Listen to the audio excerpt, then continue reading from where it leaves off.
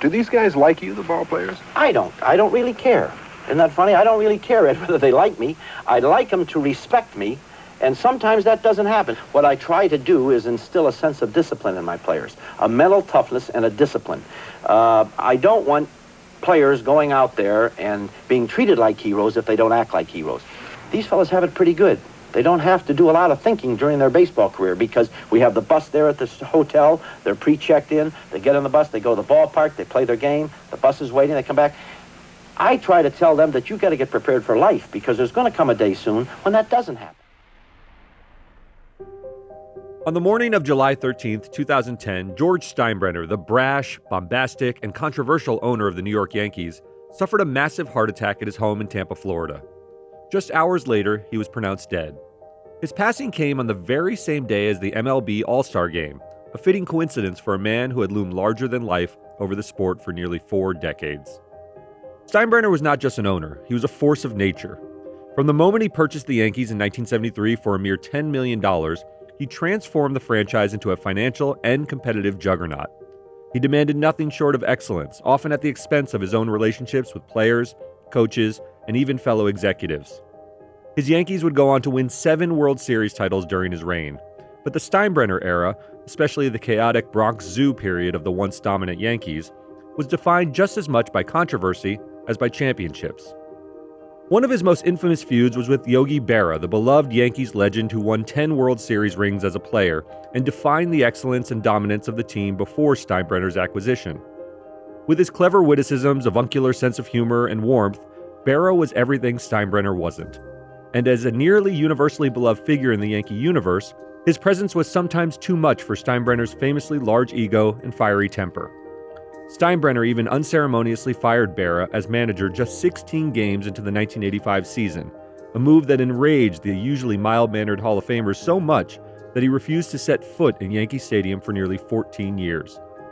It took a personal apology from Steinbrenner in 1999 to mend the relationship, and Berra finally returned to the Bronx for Yogi Berra Day, a rare moment of reconciliation in an ownership tenure often filled with burned bridges. But Yogi was far from the only one on the receiving end of Steinbrenner's legendary temper. His volatile relationship with manager Billy Martin became the stuff of baseball lore. The two clashed so frequently that Steinbrenner hired and fired Martin 5 separate times, each time bringing him back in what felt like a toxic but irresistible cycle. One of their most infamous incidents came in 1978, when Steinbrenner forced Martin to resign after the manager publicly took a shot at both him and star slugger Reggie Jackson, saying, quote, "They deserve each other. One's a born liar, and the other's convicted." Steinbrenner's win-at-all-cost mentality led to numerous controversies.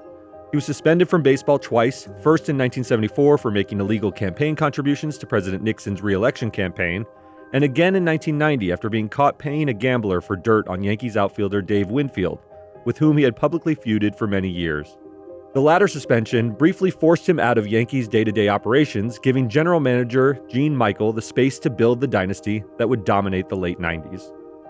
Though he was ruthless in his decision-making, Steinbrenner's dedication to winning reshaped baseball. He famously cleaned up the team's image, enforced a strict grooming code that banned long hair and scraggly beards to restore the clean-cut 50s-era look of the Yankees, in the hopes of recapturing their magic on the field, and provided a conservative rejoinder to the counterculture elements he saw seeping into the game. He revolutionized free agency, outspending every other team to bring in superstars like Catfish Hunter, Reggie Jackson, and later Alex Rodriguez.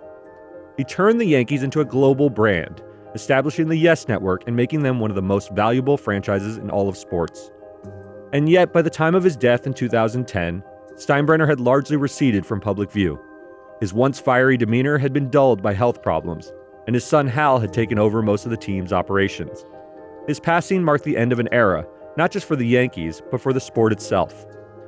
George Steinbrenner was more than just an owner. He was a tyrant, a visionary, a villain, and a savior all rolled into one.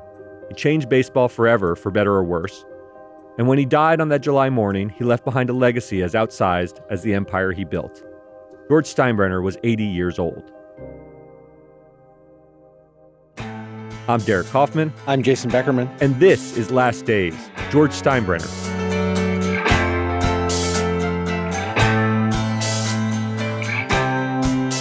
Although not entirely unexpected given his age, the death of George Steinbrenner still shocked the baseball world. Even though he'd taken a step back from his day-to-day management of the team's affairs in the last few years of his life, his presence still loomed large in the Yankee universe and the broader baseball world. He was a perennial fixture of the tabloids and cast an enormous shadow over his organization and the entire sport, adding menace, charm, and a whole lot of personality and vibrance to what can often be a fairly staid pastime. ESPN and major sport networks dedicated entire segments to analyzing Steinbrenner's impact, highlighting the role in making the Yankees the most valuable franchise in sports. Analysts debated whether his aggressive spending style ultimately benefited baseball, but most agreed that he revolutionized team ownership and left an indelible mark on the sport. Yankees captain at the time, and now Hall of Famer Derek Jeter, who had a close but sometimes contentious relationship with Steinbrenner, released a heartfelt statement calling him, quote, the most influential and passionate owner in all of sports. Jeter credited Steinbrenner for setting the standard of excellence in the Yankees organization and expressed deep gratitude for his leadership. No question. I think he's a father figure to everyone that was in our organization, past or present, because he really took care of his players. Whether it's a player that was on the team now or someone that played for him for a week 30 years ago. You know what I mean? He really went out of his way to take care of the players. That's why Old Timers Day is so special. In spring training, we have a lot of the ex-players that come back, and that all starts with the boss. Former Yankees manager Joe Torre, who led the team to 4 World Series titles under Steinbrenner, acknowledged their rocky relationship but praised Steinbrenner's relentless drive to win. Torre described George as demanding but incredibly loyal, emphasizing that his high expectations pushed the team to be great. I have to tell you, Derek, I grew up a Yankees hater and a Dodger fan. Sure. And Steinbrenner never, especially in my mind as a kid, had these redeeming qualities. Right. This loyalty you hear about, I ever thought of him, maybe I was brainwashed to believe about him, was he was a guy who, in moments and peaks of anger, fired Billy Martin 5 times, fired Yogi Berra, lambasted, as we'll talk about, Dave Winfield, went after his own players, was crass and rude to other owners, sort of defied the nicety of the sport, the collegiality between ownership. He was a quintessential bully. There's no doubt about it. By the time I was sort of really into the Yankees, we were winning championships, and he was this beloved figure, sort of Yankee fans. We liked that he spent a lot of money and chased championships. But in the 80s, he was a villain. We weren't winning still, and he was. All these antics were a distraction. The Yankees dominated the late 70s, won a couple titles. They lost to the Dodgers in the 81 World Series, and they never made it back again until 96. In that 15 years, they were terrible, finishing in last place. Some really sort of notoriously bad signings, Danny Tartable and some others, these huge high-priced guys. Lots of money to Steve Sachs, I remember, who was good on the Dodgers and not so great on the Yankees. So while he was able to get away with his antics in the 70s where they were winning, and to your point, then again, starting in the mid to late 90s, he started winning one of the great dynasties ever. That middle period was terrible because if you weren't winning and he's still acting like this, it's a disconnect. Yeah, and for Yankee fans, when he was banned in 1990, there was a relief that washed over the fan base because Gene Michael could take all that money and spend it on the farm system, and you had Jorge Posada and Derek Jeter and that whole core 4 that we called the talent that we had in our farm system, rather than just buying the high-priced guys who often were at the end of their careers. But the people that he, feuded with, Martin and Berra, they came around. Even Hall of Famer Yogi Berra, as you talked about earlier, who famously feuded with Steinbrenner for nearly 15 years after being fired as Yankees manager in 1985, reconciled with the boss in later years. Upon Steinbrenner's passing, Berra expressed sadness, calling him, quote, a true Yankee, and saying that, despite their differences, he always admires Steinbrenner's passion for the team. And although they were bitter rivals on the field, members of the Boston Red Sox organization also chimed in with tributes about the passing of Steinbrenner, acknowledging his impact on the sport and popularity of baseball. Red Sox owner John Henry called him a larger-than-life figure who changed baseball forever. And former Red Sox pitcher Curt Schilling remarked that Steinbrenner's relentless spending on top talent made the Yankees the ultimate team to beat. Even beyond the baseball world, the NBA owner Mark Cuban, who shared Steinbrenner's fiery and competitive personality, praised Steinbrenner as, quote, a visionary in sports ownership, and noted that he set the blueprint for modern sports franchises by investing heavily in talent and demanding results. Fans of the game expressed more mixed reactions. While many Yankee fans mourned his passing and credited him with restoring the team's glory in the late 70s and 90s, Some also bemoaned his more controversial moments, his frequent firings of the managers, his ban from baseball in the early 90s, and his aggressive tactics as antiquated and tiresome tendencies that would not be missed. Still, in death, the overwhelming sentiment was one of respect and appreciation, albeit grudging from some people, for his contributions to the game. When you put the pinstripes on, you're not just putting a baseball uniform on. You're wearing tradition and you're wearing pride. And you're going to wear it the right way. Few would quibble with the notion that George Steinbrenner's legacy as the owner of the New York Yankees is one of unparalleled commitment to excellence, but many would add that his personality and quick temper often interfered with his main objective, winning championships. When he purchased the storied franchise in 1973 for just $10 million after building his wealth in the shipping industry, the Yankees were struggling and a far cry from their past dominance. Steinbrenner quickly moved to change all of that, implementing a win-at-all-cost mentality that defined his tenure. He reinvested heavily in the team, securing top-tier talent and demanding nothing less than championships. I'm a tough boss, I admit that. But I want, it's imperative to me that my players understand that some guy that's buying 4 tickets out there and bringing his kids to a game, that he wants those kids to look up to those players. And they better act like heroes. My players wear coats and ties on the road. When we get on that airplane, if you don't have a coat and tie, you don't go. And under his leadership, the Yankees won 7 World Series titles and 11 American League pennants, making them the most dominant franchise in modern baseball history.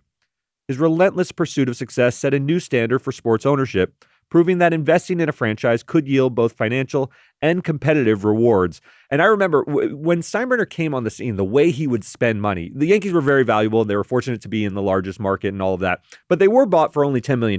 Baseball was different when he purchased the team. Owners were stingier. They thought they owned players. There was no free agency. So they, in fact, did own the players. And there was a famous Supreme Court thing, and they passed laws. They passed laws before that said that the owners could collude. They could actually engage in antitrust violations by meeting to determine what the player salaries would be. Yes. In the mid-'70s, late '70s, that all falls apart. Free agency starts in earnest, and players are allowed to market themselves to whatever team can pay them the most money. And it changed everything. And Steinbrenner, who went from being extremely stingy with his players, all of a sudden was the first one to say, you know what, I know where the world is headed, and I'm going to start buying all the best players. And he did. It didn't always work out. Steve Sachs is a great example that you brought up earlier. But he used his competitive advantage with his deeper pockets to go out and buy the talent. That's right. One of Steinbrenner's most significant contributions to Major League Baseball was his role in escalating players' salaries, as we just discussed.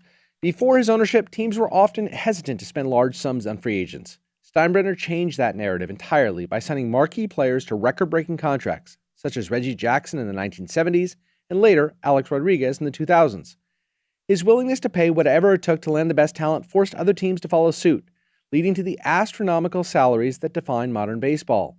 This aggressive financial approach helped establish free agency as a driving force in the sport, forever altering the landscape of team building and player negotiations. And I would argue, Derek, not just in Major League Baseball. I think what we're seeing with the salaries in football, basketball, etc., are all harken back to this day of baseball. At the time was the biggest sport in the world, and I think everybody followed suit. Now they've surpassed the baseball in popularity, but the salaries, I think, are still thanks to George Steinbrenner. Despite his success, Steinbrenner was a polarizing figure due to his infamous temper and controversial decisions. Far from a passive investor or a team owner who just cuts the checks, Big George mercilessly cycled through managers at an unprecedented rate, hiring and firing Billy Martin 5 times and getting into very public media squabbles with personnel. Steinbrenner's hands-on approach often led to conflicts with players and executives alike. The fights with Billy Martin became such a legendary part of the Yankee soap opera that 2 men eventually leaned in after one such firing and rehiring episode, lampooning their constant feuding in the middle of the press conference. Well, we straighten a lot of things out. For instance, I'll be handling all the trades. What do you mean? There'll be no phone calls in the dugout. What do you mean? That's not right. I'm handling the trades. That isn't the way we say it, I have the right to call you in the dugout. That's not the way it's going to be, George. You're damn right it is, and if you don't like it, you're fired. You haven't hired me yet. In a lot of ways, Martin, who died in a car accident in 1989, and Steinbrenner were kindred spirits, because both men were pathologically committed to winning at all costs, even if it meant sometimes being underhanded or unsportsmanlike, as in Martin's famous pine tar incident with Royal star George Brett. Martin, like Steinbrenner, didn't care about being loved or even liked. This was different from someone like Yogi Berra. Martin and Steinbrenner only cared about winning championships. He was known for publicly criticizing players, most notably calling out Dave Winfield for underperforming in the postseason despite signing a then record-breaking 10-year, $23 million contract in 1980, famously dubbing the superstar Mr. May for putting together gaudy stats during the regular season while disappearing in the playoffs. And because he was such a prickly and divisive figure, he was also rarely spared by journalists in the tabloids when he found himself enmeshed in controversy. The Winfield saga actually helped him get banned from baseball in 1990 after it was determined he paid a gambler to dig up dirt on Winfield to embarrass his star after becoming resentful of his contract size and on-field performance.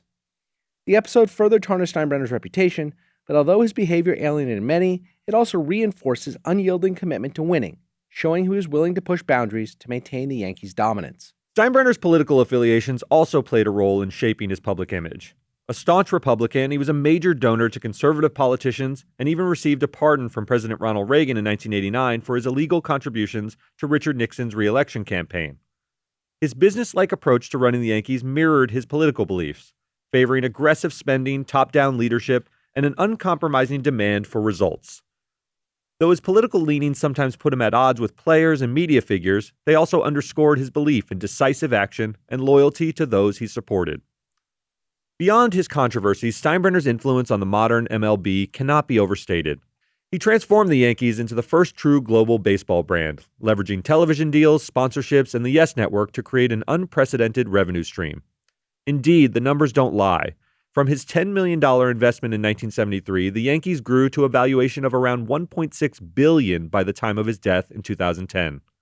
Under the continued Steinbrenner ownership of the team through his son Hal, the team is now said to be valued at around $8.2 billion. Steinbrenner's business acumen set the blueprint for other franchises, proving that success on the field could be directly tied to smart financial decisions off of it. The Steinbrenner model of aggressive spending and high expectations became the gold standard for ownership, inspiring both admiration and resentment across the league. He also transcended sports into a pop culture figure, blazing a trail for future sports owners like Mark Cuban, utilizing their intelligence and charisma to penetrate the culture. You need look no further than the Steinbrenner figure on the popular sitcom Seinfeld, who incorporated the famous owner's bombastic personality but packaged it in a humorous way that probably softened the real George's public image. You wanted to see me, Mr. Steinbrenner? Yes, George, come in, come in. You know, George, I've been your biggest supporter around here, and that's why I was so disappointed to hear that you've been pilfering the equipment. George would never do anything like that. No, why would I? I own it. Right. So what are you saying? Why would George steal from the Yankees? He wouldn't. Of course not. Exactly. I don't really know what the hell's going on here. Ultimately, George Steinbrenner's impact on baseball was seismic. He was both revered and reviled, a symbol of ambition, controversy, and dominance. His commitment to winning reshaped the Yankees and Major League Baseball as a whole, leaving a lasting legacy that continues to influence the sport today. While his methods were often brash and his leadership style divisive, there's no denying that he elevated the Yankees to their rightful place as the most storied franchise in baseball history. And perhaps nobody better embodied the diametrically opposed feelings people had about George Steinbrenner than Yogi Berra.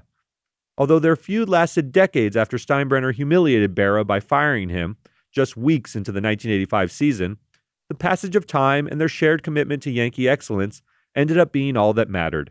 And so I thought it only fitting to give the inimitable Yogi Berra the final word, heard here commenting on Steinbrenner's passing.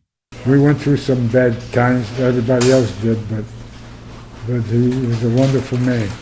He tried to get a winner the best way he can, and he did. You know, he'd do anything to get a winner. And I think he did. He helped the fans in New York. And heck, I wish I could have played for him.